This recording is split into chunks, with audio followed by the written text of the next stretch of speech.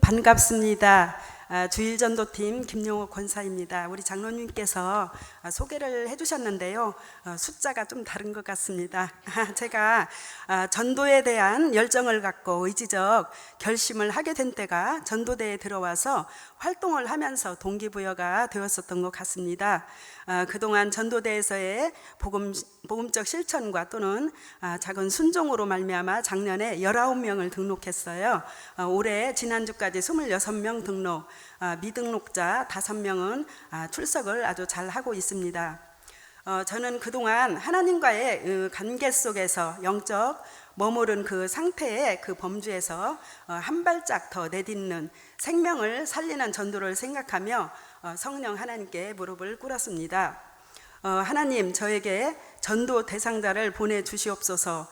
구원받을 자를 또는 교회로 인도될 분들을 붙여주시옵소서라고 무시로 믿음으로 기도하고 또 믿음으로 기다렸죠. 성령 하나님의 역사하심이 있었습니다. 저에게 정말 하나님의 그 필연 속에서 기가 막힌 그런 분들을 만날 수 있도록 보내주셨죠.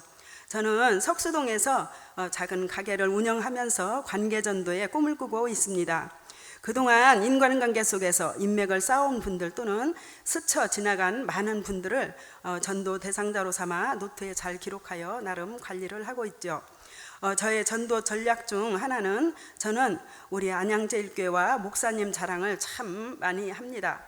89년 된 역사 속에서 영적으로 건강하게 세워진 하나님의 몸된 교회이죠. 또는 하나님의 주권 안에서 세워주신 우리 목사님은 말씀이 정말 은혜스러움을 자랑을 많이 합니다. 오늘날 이러한 교회가 우리 사회 속에서 3-4개만 더 있어도 나라가 건강해질 것이다 라고 우리 안양제일교회의 존재성을 소신껏 드러내기도 하죠.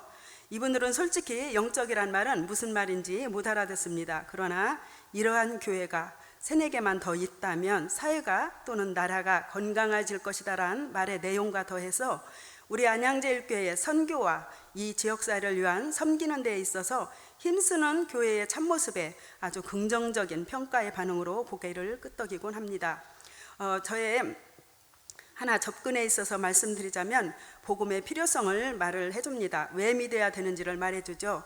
우리 사람들은 불완전하여서 그 어느 종교에 의지하고자 하는 그러한 본능이 있죠. 그러나 그 대상에 있어서 많은 분들은 자기가 좋아하는 종교를 선택을 합니다. 그러나 하나님은 우리를 지으신 분이요 우리를 죄에서 생명으로 인도하시는 구원의 주님, 오직 그분에게만이 절대적 선택이 있음을 꼭 말해줍니다. 저는 같은 하나님을 믿는 천주교인들에게도 그냥 지나치지를 않습니다. 확인을 잘 하죠. 필요에 따라 마르틴 루터가 개혁한 동기며 우리는 왕같은 제사장, 선지자의 직분이 있음을 하나님께 가까이 또 나아가기에 더 본질적 지름길이 이 교회에 있다고 말해줍니다.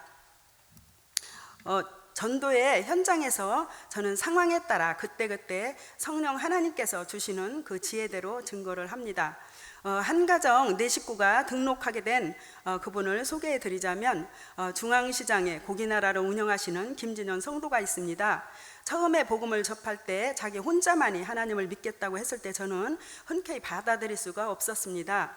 내용인즉슨 사장님이 예수님을 믿으면 살아계신 성령 하나님께서는 늘 역사하실 텐데 가정에 있는 아내와 2 아들 3식구는 세상 영으로 사로잡혀 있다고 한번 생각을 해보세요. 어떻게 한 가정에 2 영이 존재할 수 있겠는가라는 영적 논리에 그분은 가족을 설득 후 4식구 모두가 등록을 했죠. 지금은 새가족부의 그 완벽한 시스템 속에서 교육 또 세례를 받고 교회에 잘 정착하고 있습니다. 또 평생 처음으로 교회에 나오신다는 91세의 초연 성도는 복음을 접한 후 석수동에서 버스를 타고 항상 일부 예배를 드립니다. 물론 세례는 받았고요. 사랑의 장바구니를 통하여 늘 감격스러워하시며 오래전 언제인가부터 담배 냄새가 코를 찔렀었는데 지금은 전혀 냄새가 나지 않습니다. 이 어르신 변화되시는 모습에 제일 은혜로운 것은 목사님 설교 말씀에 참 은혜스럽다고 이렇게 뵐 때마다 인사를 꼭 합니다. 참 감사한 일이지요. 제가 섬기는 일을 잠시 말씀드리자면 이쪽 그 진흥 아파트에 사시는 재건축하기 때문에 진흥아파트에 사서는 어느 신혼부부가 직장 여포로 이사를 해야 하는 이쯤에 저는 전도에 목적을 두고 출퇴근이 쉬운 관악역 부근에 집을 구해줬죠. 하루 온종일 제 차로 한 6번인가 7번 정도 집을 다녀보다가 간신히 집을 얻은 후 저와 이웃 사촌으로 잘 지내고 있어요. 교회에 등록도 했고 현재 담당 교구와 공유도 하고 있습니다. 저는 주일날은 1부이든 2부이든 웬만하면 전도된 그 새신자와 함께 동승해서 교회 출석을 또는 이분들에게 올바른 신앙의 정착을 위해서 역할 담당을 하고 있습니다. 마음을 공유하기는 때로는 김치 또한 반찬 또 제가 만든 건강즙으로 그들을 섬기고 있죠. 등등 저는 참 바쁩니다. 저를 잠깐 소개해 드리자면요, 제 인생에 있어서 안전지대는 없었습니다. 유방암의 재발과 항암은 죽음을 방불케 했습니다.